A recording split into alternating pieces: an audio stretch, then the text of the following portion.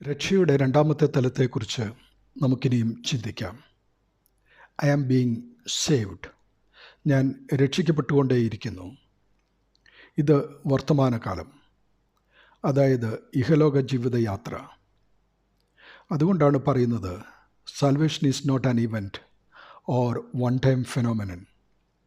രക്ഷ എന്നത് ഒരു ജേർണി അഥവാ യാത്രയാണ്. മാമോദീസയാൽ നീതീകരിക്കപ്പെടുകയും പാപങ്ങളിൽ നിന്ന് മോചനം പ്രാപിക്കുകയും ചെയ്യുന്ന വിശ്വാസി അത് നിലനിർത്തുകയും വിശുദ്ധിയിലേക്ക് വളരുകയും ചെയ്യേണ്ട തലമാണിത്. 1 കൊരിന്ത്യർ 1:18 അത് വരച്ചു കാട്ടുന്നു. ക്രൂശിൻ്റെ വചനം നശിച്ചു പോകുന്നവർക്ക് ഭോഷത്വവും രക്ഷിക്കപ്പെടുന്ന നമുക്കോ ദൈവശക്തിയും ആകുന്നു. റോമാലേഖനത്തിൽ പറഞ്ഞിരിക്കുന്ന വിശുദ്ധീകരണം എന്ന തലമാണിത്.